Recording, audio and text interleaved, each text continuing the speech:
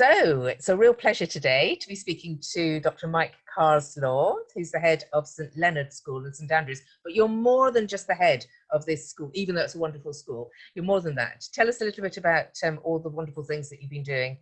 Yeah, of course, Helen. Thanks, and thanks for having this opportunity to talk in this way. Yeah, I've been involved in boarding. I boarded as a boy. I've been involved in boarding schools for quite a significant period of my professional career. Most recently, or more recently, with the Scottish Schools Boarding Forum, part of the BSA, brilliant collaboration with SCIS, the Scottish Council for Independent Schools, as well, and really promoting boarding north of the border. And chairing that, I've been sitting on the SCIS executive as well, and also attending the BSA executive meetings too, which has been a very, very informative and interesting group, a fantastic group, BSA, very, very supportive of the sector, as is SCIS, and also, dare I say it, HMC and all the other professional organisations that are supporting us right now. Great. So you're a veteran of the sector then. Yes, gosh. But tell us, how has the term been for you so far? Yeah, well, pretty extraordinary, really. I thought last term was really, sincerely, the oddest term, the summer term, the strangest term. But I think what has really struck me is the resilience of the school, the resilience of the boys and girls, staff, the community. And I think it's really showing the strength of the sector in the way that as a school we've been able to pull together. There's been a huge technological upskilling by parents, pupils and staff.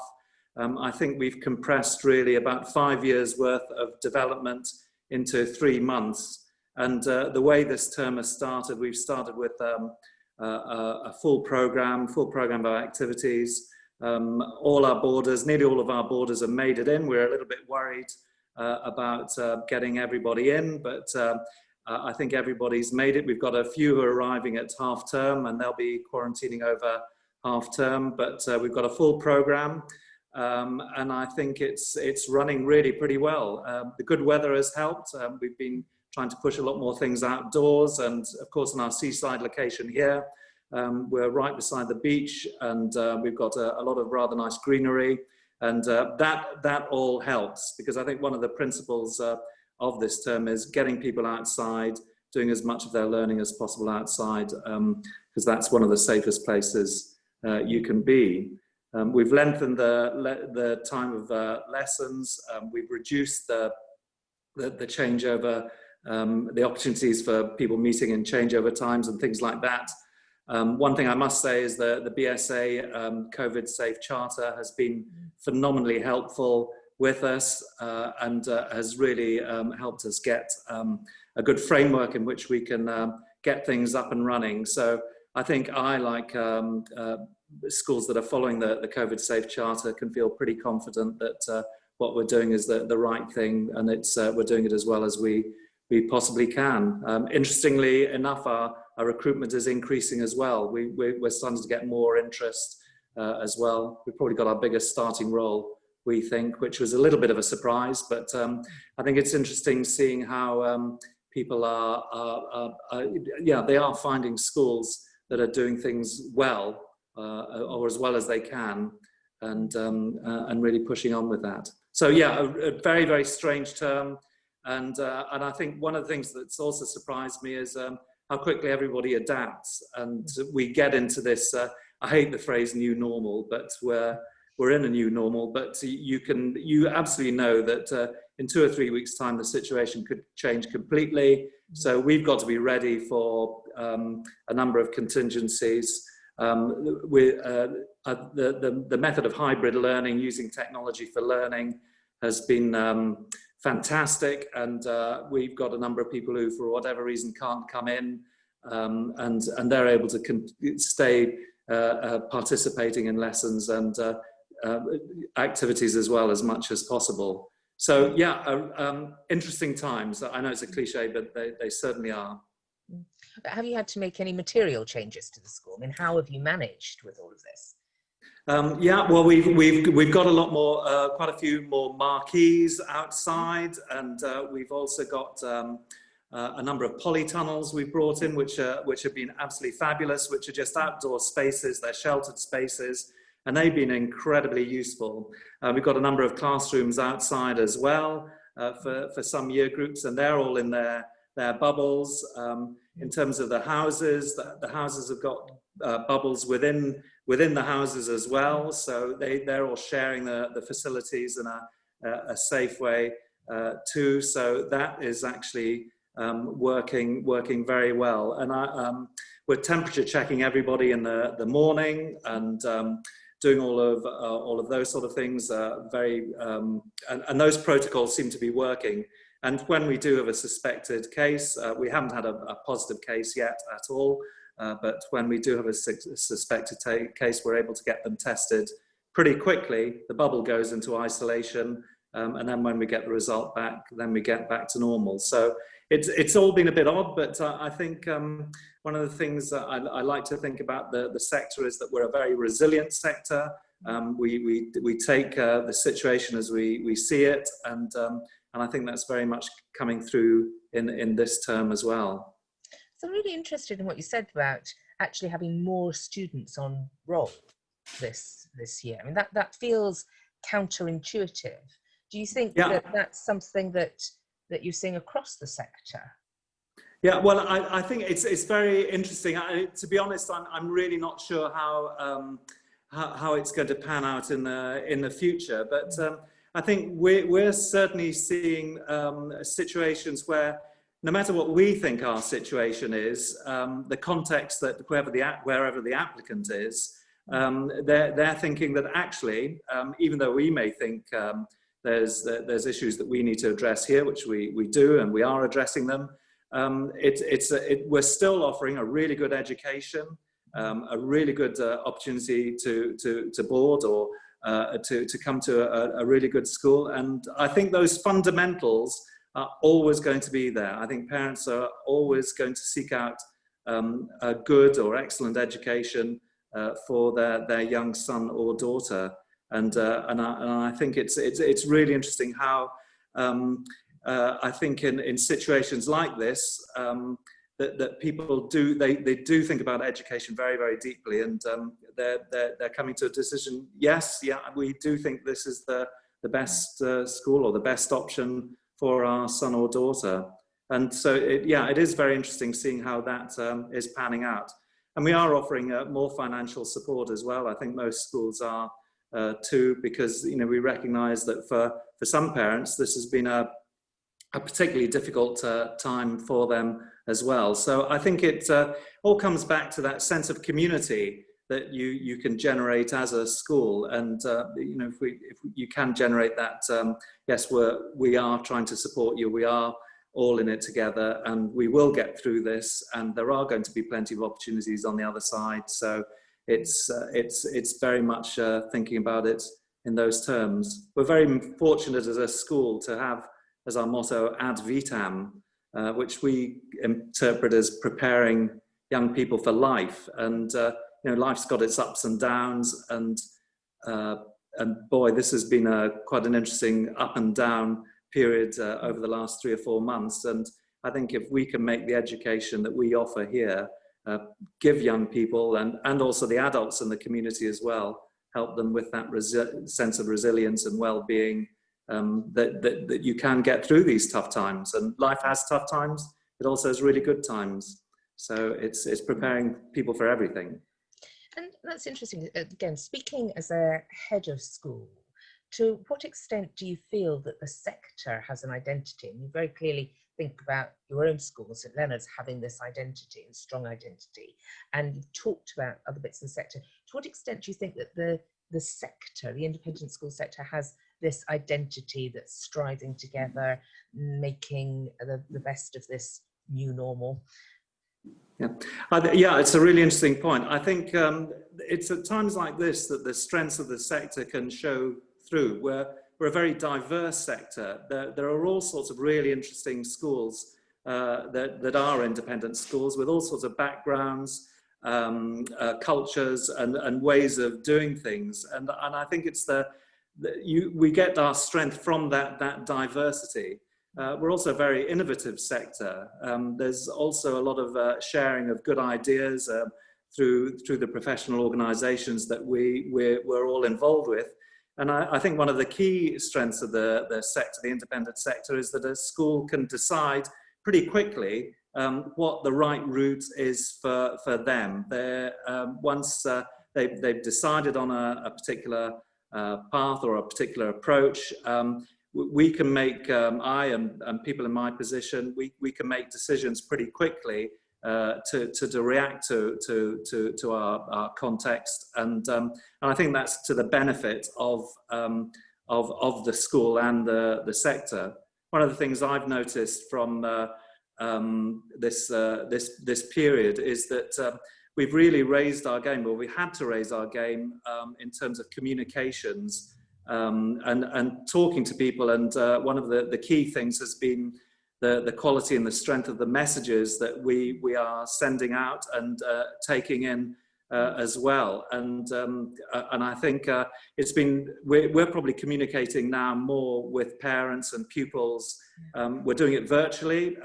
There's a lot more opportunities to let voices be heard that way, and by surveys. And so it's been really helpful for us to get a finger on the pulse, so that we can adapt things and make sure that we're heading in the right direction. So I think that quality of communication and quality of messaging has been absolutely critical at this time. We've really had to raise our game now.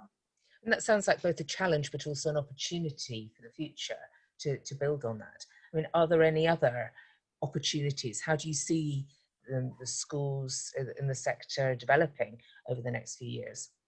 Yeah, I think one of the things, again, with there's been an accelerated period of development. I think schools that maybe would have been thinking about planning things over 5 years, 10 years or whatever, I think it was Churchill who said, never waste a good crisis. And I think there's all sorts of opportunities to think about how we do things and how we provide a really good education.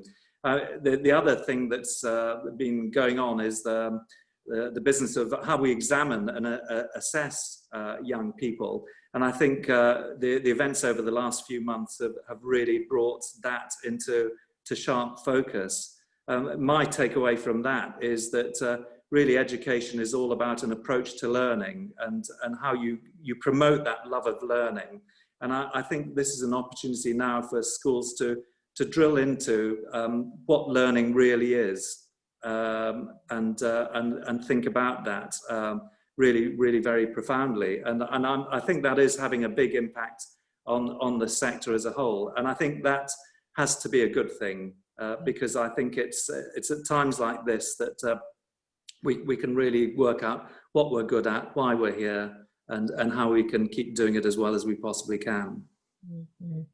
I mean, if you were to look back, if you had had this magic crystal ball, in 5 years' time you were looking, or you could look into the future, into 5 years' time, how would you see the sector? How would you see schools? And also, how would you see the state sector schools alongside them?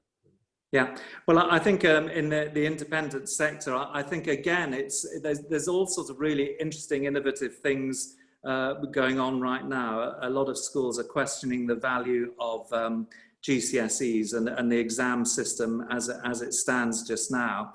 And we are the only country, one of the few countries that do have a very large external examination system at 16. Not many places in the world do it that way, and I think it's a really good time to think about, well, what about the quality of education that is preparing people for life, for university work, whatever it is going to be.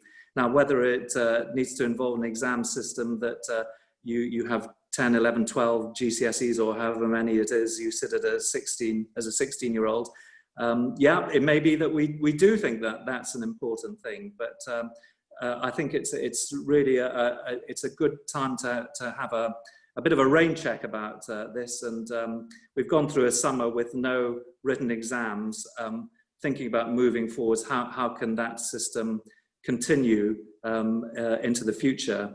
One of the things is we're an IB school, we're an IB continuum school. I think we're the one of only 2 schools in the UK that are IB continuum schools.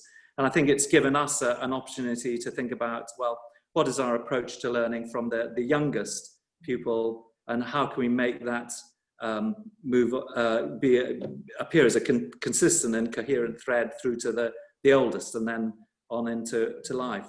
But I think looking at the sector, schools have got all sorts of really interesting strengths and ways of doing things, and I think it's another opportunity for a school to work out, well, what's it really good at, and how can it carry on being really good at it, and thinking about the young people in their care. So I think it's yes, I think it's been a really interesting reflective process for us over the last few months. Not one we were expecting at all. Nobody was expecting, but yeah, I think there'll be all sorts of interesting consequences, and I think the school will come out, the sector, sorry, will come out all the stronger in 5 years' time, looking forwards. And I think there'll be all sorts of very innovative ways of teaching young people and educating young people that maybe haven't been so visible. Mm-hmm. Of course, 5 years' time, you're not going to be there, are you? Because because you're retiring, aren't you? And later on, in April, you're retiring. Yes, yeah. So I am retiring. Yes. Yeah, I've reached that, nearly reached that magic age. So absolutely. It's the time in my working life in education is, I can't tell you how stimulating and interesting it's been, and it's been fabulous working in some super schools, and finishing off at St Leonards, by the sea, in St Andrews, home of golf, lots of university links. It couldn't really be a better place to be. There's been learning going on here. University was founded in 1412. There's probably been learning going on here for getting on for 1,000 years or so, and it's great to be a little pinprick in that continuum. So it's been a real privilege. So if you were going to say to somebody, look, why apply to St Leonards then? I mean, since we're talking about it, may as well say why. I mean, why would people come and take on this role, particularly if they're following in your footsteps? Well, I think I think this is going to be a fabulous role for somebody. I think the focus is on a love of learning, and I think it is. It's very interesting. There's all sorts of schools have got very interesting mottos, and which sometimes don't really get often spoken about. So we're very fortunate. Our one, ad vitam, comes from Prior John Hepburn, who founded St Leonard's College in 1512.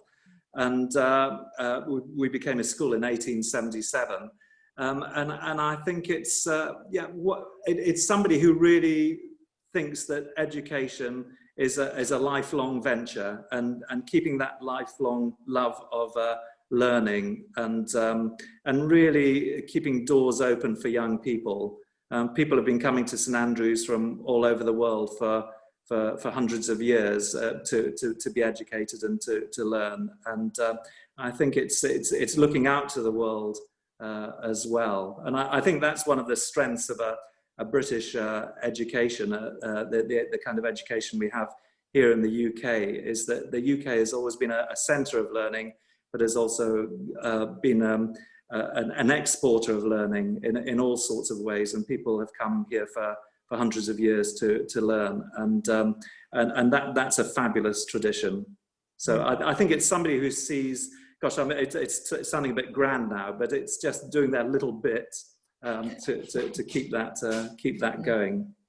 Now, I know, because I've sat in your study, so I know that there's some lovely sofas over by the window, and there's a beautiful view from this. Would you deign to give us a little peek at what's out there? Well, gosh, Helen, I'd love to. I'll just pick up my iPad, and I'll try and flip the camera. Thank you. Yeah, I've got a rather nice view out of my window there. And the Actually, sun this is is one of shining. our, Yeah, the sun always shines in St Andrews, doesn't the it? sun always shines in St Andrews. Everybody knows that. One of the COVID bonuses, we put out lots more picnic tables Oh, and yes. things like that out there. Mm. So we've got a lot more of those there. And I'll just go around here. Lovely view here. That's our drama yurt that's under construction just now. So again, that's another outdoor space that we're putting up, and rather nice copper beach. And then over there, that's, you may be able to see that those are our bees. So they're behind that fence there. So our beekeeping club's quite an active group. And there's one of our boarding houses, Bishop's Hall, over there. But yes, that's a little bit of a... Yes, a little bit of a tour. Oh dear, I wish I could come and visit you again. Yeah, maybe soon. Maybe when we get back to it.